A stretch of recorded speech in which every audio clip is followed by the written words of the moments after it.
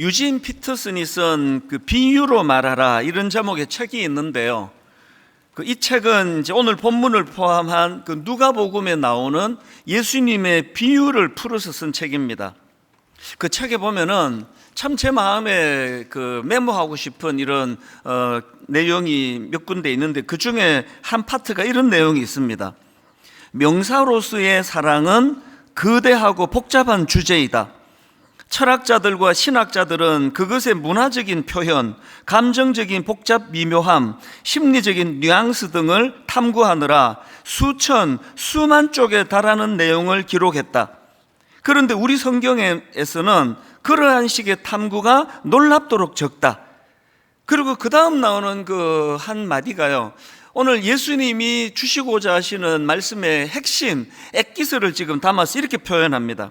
사랑이라는 단어는 명사로 자주 사용되지만 성경에서 이 단어는 무엇보다도 살아서 움직이는 동사이다. 사실 오늘 우리가 살펴보게 될 선한 사마리아인 이 비유는 너무너무 익숙하지만 그러나 또 우리가 많이 놓치고 그냥 지나가는 내용들이 굉장히 많은 내용이라고 저는 생각을 합니다. 먼저 이제 이 선한 사마리아인의 비유를 주신 배경을 아는 게 중요한데요. 예수님께서 이 비유를 왜 드셨는가 하면 그 율법 교사 한 사람이 예수님께 찾아와서 이런 질문을 던집니다. 누가복음 10장 25절. 어떤 율법 교사가 일어나 예수를 시험하여 이르되 선생님, 내가 무엇을 하여야 영생을 얻으리이까? 그랬더니 예수님이 26절에서 예수께서 이르시되 율법에 무엇이라 기록되었으며 내가 어떻게 읽느냐? 그랬더니 이 율법교사는 요즘으로 말하면 신학교 교수 혹은 저희 같이 설교하는 목회자 이런 역할이니까요.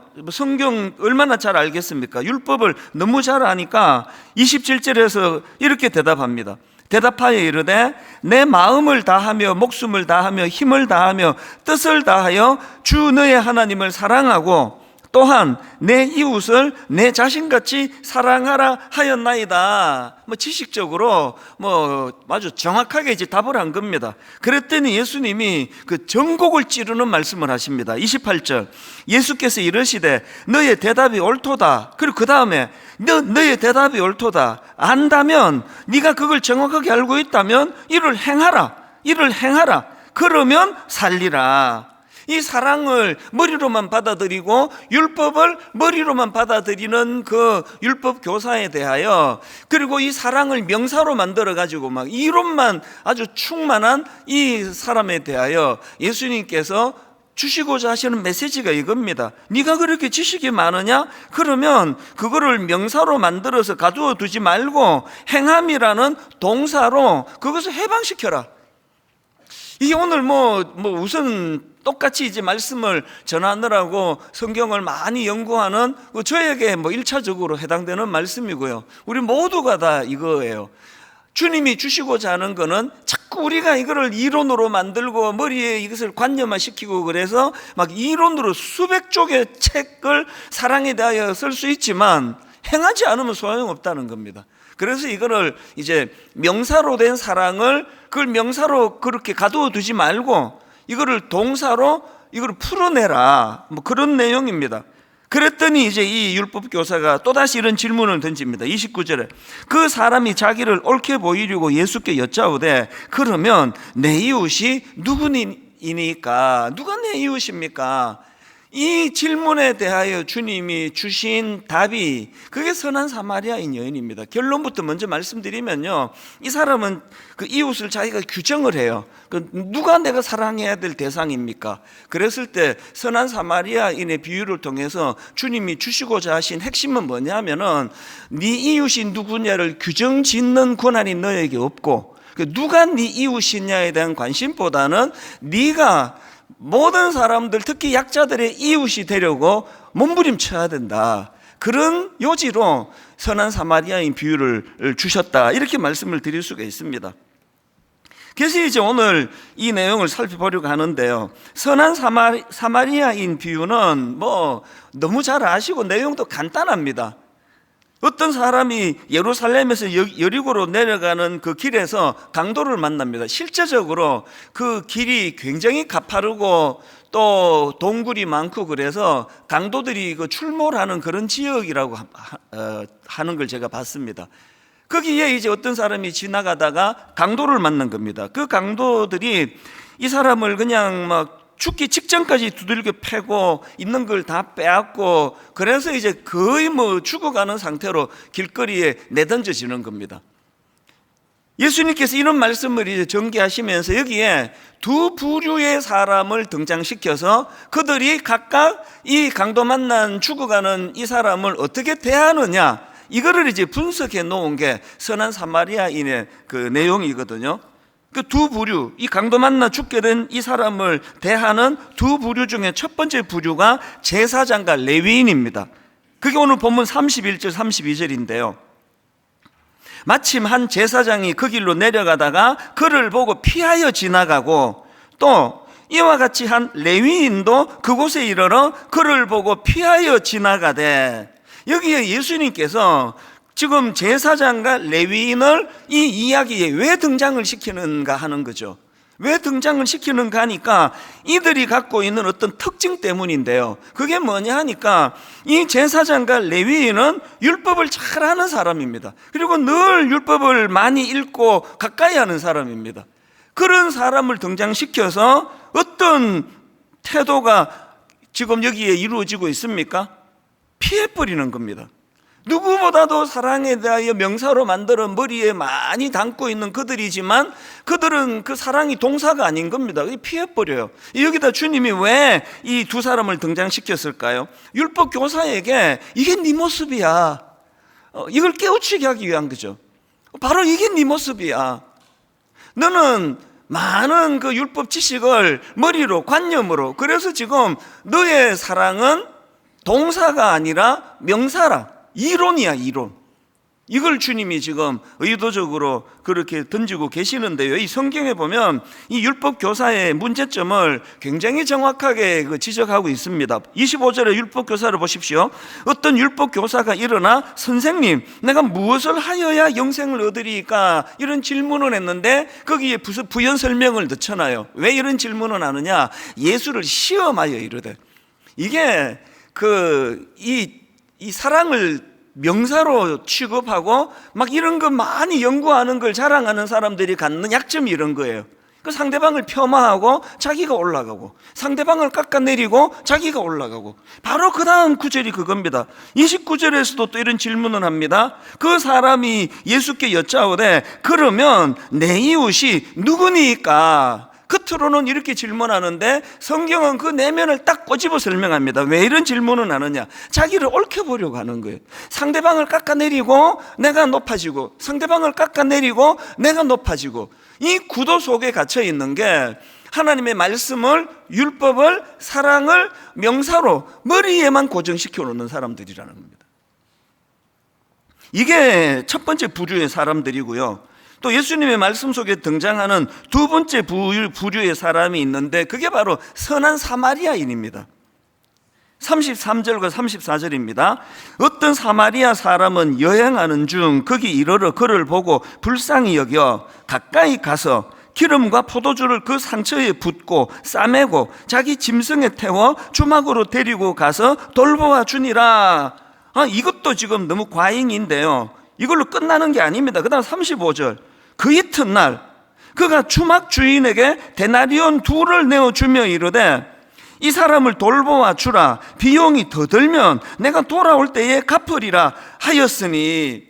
여러분은 지금 여기 나오는 선한 사마리아인의 이 행동을 어떻게 보시는지 모르겠지만요, 저는 아무리 봐도 이거 오바예요. 이 과잉입니다.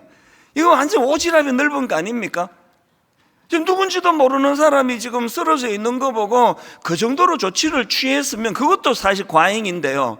막 그 다음날 다시 이제 돈을 더 주고 막 들어가는 비용 얼마든지 내가 다 감당하겠다 이런 거는요, 이거는 정말 이 삭막한 세상 사람들의 관점으로 보면은 이거 오지랖이에요. 그래서 좀 이야기가 와닿지 않아요. 요새 이런 사람이 어디 있냐고. 그리고 저 정말 확신하는 게 하나 있는데, 오늘 뭐 안 믿는 사람뿐만 아니라 이 예배 드리는 저와 여러분 중에 이런 일을 맞닥뜨릴 때 이렇게 하실 사람이 아무도 없다는 것을 저는 확실히 믿습니다. 누가 이렇게 하십니까? 안 해요. 이게 굉장히 이게 좀 주님이 이게 좀 스토리를 재미없게 현실에 와닿지 않게 그렇게 말씀을 주시고는 거기다가 어떤 쐐기를 박습니까? 가서 너도 이와 같이 하라는 거예요. 그래서 제가 오늘 이 사마리아 사람이 보여주는 이 과잉 사랑, 이걸 제가 오늘 설교 제목으로 낭비하는 사랑이 가진 힘, 그래서 이걸 낭비하는 사랑이라고 제가 표현했거든요. 그런데 예수님이 가서 너도 이와 같이 하라. 1차적으로는 그 율법 교사, 사랑을 명사로 만들어서 연구하고 머리에만 자꾸 작동시키는 이 사람에게도 주님이 주신 말씀이지만, 이걸 성경에 기록하게 하신 거는 바로 이 율법 교사 비슷한 사람들이 예수 믿는 사람한테도 엄청 많기 때문이에요. 그래서 이걸 우리에게 주시기 때문에 어떻게 해서든지 우리가 이걸 구현하려고 애를 써야 되는 거거든요. 막 이렇게 산다는 건 글쎄 저부터 그렇게 이게 쉬운 일은 아닌 것 같지만, 그래도 주님이 명하셨으니까 애는 써보셔야 되잖아요. 그리고 우리가 좀 애를 쓰기 위해서 제가 이 본문에서 제가 한 두 가지 대안, 이걸 꼭 우리가 이렇게 낭비하는 사랑이라고 들을 만큼 저 사람 왜 저렇게 오지랖이 넓어, 이걸 주님이 명하시니까 우리가 좀 그렇게 애쓰기 위해서 두 가지를 회복해야 되는데, 여러분 좀 외우기 쉬우시라고 제가 단어 두 개로 이거를 정리해 봤습니다. 우리가 회복해야 될 첫 번째 단어가 뭐냐 하면은 긍휼이에요. 긍휼. 자, 33절을 보십시오. 어떤 사마리아 사람은 여행하는 중 거기 이르러 그를 보고 불쌍히 여겨해요. 그러니까 이 사마리아 사람의 이 낭비하는 사랑의 첫 출발이 그 사람을 불쌍하게 본 거예요. 긍휼임. 그러니까 제가 이 말씀을 묵상하다가 깨달은 게 하나 있는데, 이번에 새삼 깨달은 게 뭐냐 하니까, 지금 여기 나오는 그 선한 사마리아 사람의 반대편에 있는 사람이 그게 제사장과 레위인일 수도 있지만요, 저는 이 선한 사마리아 사람의 반대편에 있는 사람이 강도라고 생각합니다. 강도. 이 강도와 선한 사마리아 사람이 정반대편에 서 있는데요, 이 강도의 특징이 뭡니까? 자, 30절에 강도가 나옵니다. 예수께서 대답하여 이르시되 어떤 사람이 예루살렘에서 여리고로 내려가다가 강도를 만나매 강도들이 그 옷을 벗기고 때려 거의 죽은 것을 버리고 갔더라. 지금 여러분, 강도들이 이런 악한 짓을 저질렀는데 이런 행동이 어떻게 가능했냐 하니까요, 강도가 이런 짓을 할 수 있는 근본적인 그 중심이 뭐냐 하면은, 그는 사람을 목적으로 대하지 않아요. 사람을 수단으로 대해요. 사람을 내가 착취할 그 무엇을 얻어낼 수 있는 도구로 생각을 한다는 거죠. 여기에 반대편에 서 있는 사람이 그 선한 사마리아 사람이라 그랬는데, 왜 이런 무모한 짓을 합니까? 선한 사마리아 사람이 이렇게 극진히 섬겨가지고, 이거 보니까 이거 좀 부잣집 사람 같은데 내가 한몫 두둑히 챙겨야지, 그래서 섬긴 게 아니란 말이죠. 그래서 이 선한 사마리아 사람은 강도와 반대편에 서 있는 사람인데, 그가 가진 가장 중요한 것은요, 그는 사람을 수단으로 여기지 않는 사람이에요. 이거 잘해주면 나한테 어떤 이득이 생길까? 이런 걸 따지지 않으니까 낭비하는 사랑이 가능한 거거든요. 오늘 현대인들이, 그리고 심지어 예수 믿는다고 하는 우리조차 오염돼 가는 게 그거 아닙니까? 개척을 하는 목사님들이 이제 저희 교회에서 분리 개척한 교회가 29개 하기 전에 이제 6교회를 개척했는데요, 제가 개척하기 직전에 듣기 따라서 되게 기분 나쁜 이야기들을 제가 던져요. 당신 왜 개척을 해야 되느냐고. 개척을 해야 되는 이유를 나한테 한번 설명을 해봐라. 신학교는 나왔고 일자리는 필요하고, 그래서 지금 사람들을 동원하는 거냐고. 아니지 않겠냐고. 그거 아니지 않느냐. 왜 개척을 해야 되는지 답을 뚜렷이 갖고 있어야 된다. 지금 분당 우리 교회가 여기 왜 제가 21년 전에 개척했습니까? 저 일자리를 마련해 주려고 교회를 개척한 거 아니잖아요. 아까 선한 사마리아 율법 교사가 예수님한테 질문하는 그 핵심들이 뭐라 그랬습니까? 남을 깎아내리고 자기가 항상 옳다는 것을 드러내기 위한 것. 제가 오늘 이 설교를요, 막 엄청난 분들이 많이 오기를 바라고, 이 설교에 막 모두가 은혜 받기를 바라고, 막 그래서 돌아가면서 막 모든 사람들이 일주일 내내 한 사람당 한 100명씩 만나가지고 이찬순 목사님 설교 진짜 잘해. 그러니까 이런 이야기를 듣기를 제가 원한다면 그게 율법 교사라는 거죠. 성경은요, 그 사람의 행위를 중요하게 보지 않고 여기에 주님이 관로 안에 넣어두신 그 의도를 중요하게 보시거든요. 그런 맥락이라면 여러분은 사람을 그 존재 자체를 목적으로 대하십니까? 아니면은 그 사람을 내 어떤 것들을 위한 수단으로 생각하십니까? 제가 이렇게 묵상을 하다가 보니까 정말 중요한 포인트 하나를 이번에 새로 깨달았는데, 그게 뭐냐 하니까 오늘 이 본문은요, 자꾸 이제 구제를 열심히 해야 된다, 가난한 자를 도와야 된다, 강도 만난 쓰러진 사람을 네가 긍휼한 마음으로 도와야 된다, 이렇게만 제가 말씀을 받는데, 이번에 철저하게 발상의 전환이 일어났는데요, 저와 여러분이 먼저 강도 만난 자였더라고요. 이 생각을 저는 못했습니다. 우리가 먼저 강도 맞는 자였더라고요. 그러면 선한 사마리아 사람은, 주님의 비유에 나오는 선한 사마리아 사람은 하나님이세요. 자, 한번 보십시오. 에베소서 2장 3절입니다. 전에는 우리도 다 그 가운데 우리 육체의 욕심을 따라 지내며 육체의 마음에 원하는 것을 하여 다른 이들과 같이 본질상 진노의 자녀이었더니, 무슨 뜻입니까? 하여튼 이쁜 구석이 하나도 없는 상태, 이 사랑할 수가 없는 사람이에요. 하는 것마다 하여튼 얄밉고 하는 것마다 못마땅하고 본질상 진노의 자식이었던 그 상태에 있던 우리였는데, 그런 우리를 4절에 보니까 긍휼이 풍성하신 하나님, 여기도 긍휼이 나오잖아요. 긍휼이 풍성하신 하나님이 우리를 사랑하신 그 큰 사랑을 인하여, 여러분, 제가 강도 맞는 자였더라고요. 내버려두면 이거 어떻게 되는지 모르는 이 강도 만난 자였던 저를 하나님의 어떤 사랑이요? 낭비하는 사랑이에요. 나 같은 별 볼 일 없는 이런 인간한테 뭘 이렇게 그냥 과잉으로 투자해 주시느냐고. 그게 십자가 아닙니까? 우리가 주님의 그 십자가, 그 주님의 죽으심을 대가 지불로 할 만큼 그런 존재입니까? 우리가 강도 만난 자예요. 그래서 하나님의 사랑은요, 우리를 향해서 과잉 사랑이죠. 낭비하는 사랑이죠. 이게 이 본문에서 우리가 자각해야 되는 첫 번째예요. 내가 강도 맞는 자였다는 거.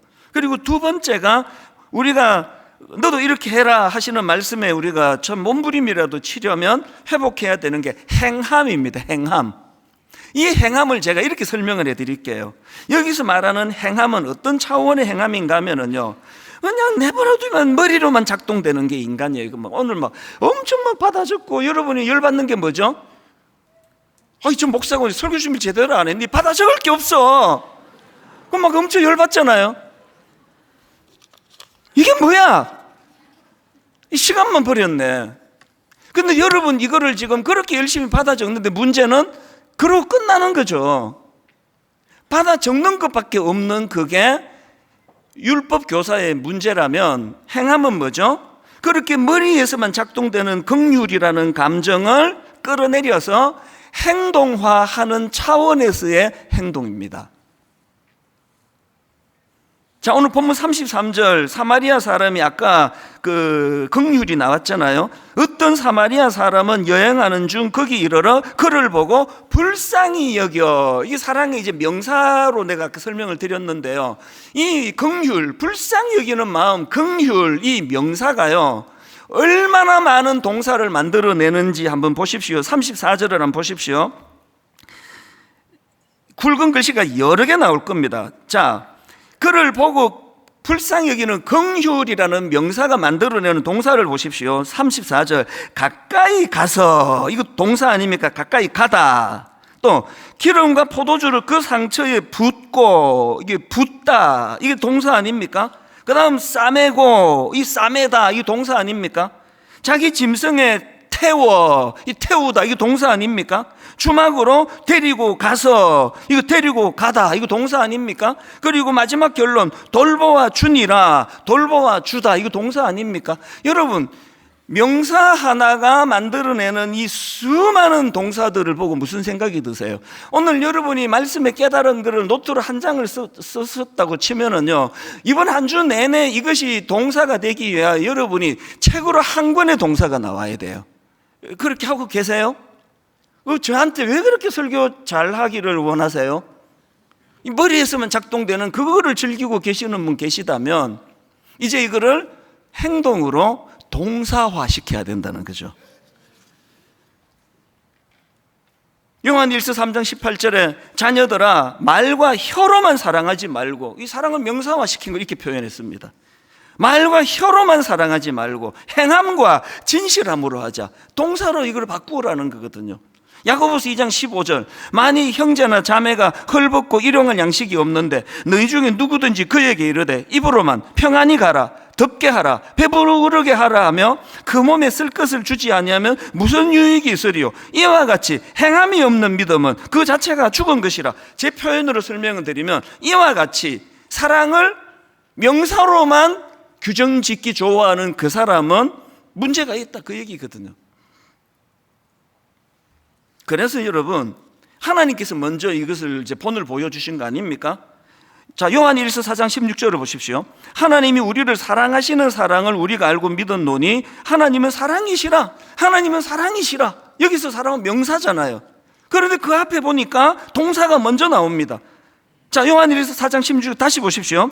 하나님이, 여기 지금 동사가 나오네요. 우리를 사랑하시는 사랑을 우리가 알고 믿었노니.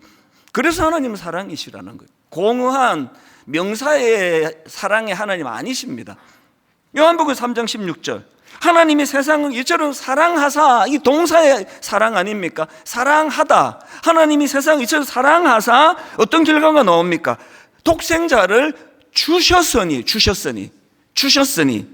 그래서 결과 이는 그를 믿는 자마다 멸망하지 않고 영생을 어떻게 해요? 얻게 하려 하심이라. 사랑하사 주셨으니 얻게 하려 하심이라.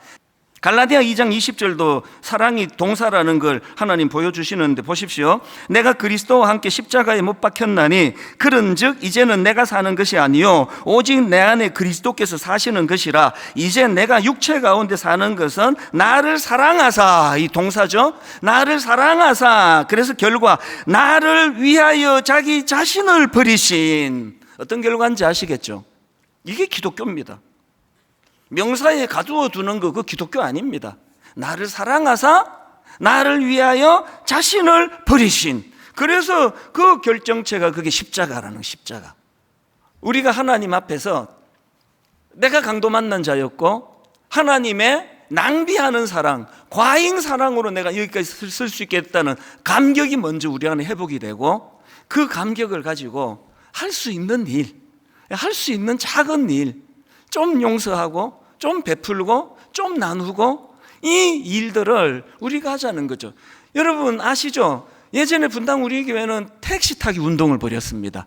교회 올 때 차 좀 집에다 두고, 그 이야기를 제가 왜 했냐 하면 어느 글을 봤는데 택시 기사분들이 경제적으로 너무 어렵다는 거예요. 그건 뭐 그때나 지금이나 똑같습니다. 여러분, 분당 우리 교회는 택시를 즐겨 타는 교회로 이렇게 자리매김하기가 정말 그렇게 어려운 겁니까? 나 차 있는데 덜 논리적이면서 더 사랑할 수는 없습니까? 내리면서 택시 내리면서 그 잔돈은 그냥 그 팁으로 드릴게요, 이렇게 하고 내리는 일은 어렵습니까? 작은 삶 속에서 우리가 할 수 있는 일들. 여러분, 오늘은 이웃 사랑의 주일입니다. 들어오시다가 그 받은 그 소개 카드에 보면은 이제 우리 교회에 이웃 사랑부가 있고 또 분당 우리 복지재단이 있습니다. 그것들이 기도 제목인데요. 장애인, 청소년, 또 외롭게 살아가시는 노인분들, 이런 분들을 섬기는데 그 중에 우리 교회가 하고 있는 긴급 구호뱅크라고 있습니다. 이거는 어떻게 시작이 됐냐면요, 2014년도에 송파 새 모녀 사건 기억하십니까? 엄마하고 딸 둘 경제적인 삶이 너무너무 어려워가지고 그렇게 인생을 스스로 끝낸 그 사건을 보고 우리 모두가 다 그때 가슴이 아팠는데, 저는 목사니까 우리 책임 같은 거예요. 그래서 그때부터 시작한 게 긴급 구호뱅크입니다. 생활고에 시달리는 우리 주변의 이웃들을 위해서 집세가 밀려 퇴거 위기에 몰린 분들, 의료비가 없어서 치료를 받지 못하는 분들, 공과금이 체납돼 가지고 기본적인 생활이 잘 안 되시는 분들, 이런 분들을 저희들이 지금 그 지방자치제하고 연결을 해서 이분들을 도와주는 일을 하는데요, 제가 감동을 받는 게 뭔지 아십니까? 이삭 죽기 헌금은요, 교회 안에 있는 어려운 성도들을 돕기 위한 헌금이고요, 여기 나와 있는 긴급 구호뱅크 헌금은 교회 분당 우리 교회 사람이 대상이 아니에요. 심지어는 교회 안 다니는 사람, 교회 다니는 사람 구분하지 않습니다. 제가 지금 시간이 없어서 이 은혜의 사례를 다 말씀을 못 드리는데요, 말로 다 할 수 없는 어려움에 빠져 있는 이런 분들에게 일시불로 한 400만 원 또 300만 원 그렇게 후원해 드려서 살아나신 분이 굉장히 많습니다. 뭘 감동하는가 하면요, 교회 안의 헌금을 위한 이웃사랑 이삭 죽기 헌금보다 교회 바깥에 있는 크리스찬 난 크리스찬을 따지지 않는, 구분하지 않는 긴급 구호 뱅크 헌금이 압도적으로 많이 들어온다는 거예요. 이게 교회 아닙니까? 결론을 저는 이렇게 맺습니다. 다시 말씀드려요. 이 말씀을 통해 진짜 놓치지 않아야 되는 거, 우리가 강도 만난 자였다는 사실이에요. 그래서 로마서 5장 6절에 우리가 아직 연약할 때에, 로마서 5장 8절에 우리가 아직 죄인 되었을 때에 그리스도께서 우리를 위하여 죽으심으로 하나님께서 우리에 대한 자기의 사랑을 확정하셨느니라. 엄청난 대가 지불을 통해 우리를 구원해 주신 그 사랑이 하나님의 낭비하는 사랑이에요. 낭비하는. 내가 그런 자격이 됩니까? 주님이 십자가 감당할 자격이 있냐고요? 낭비하는 사랑입니다.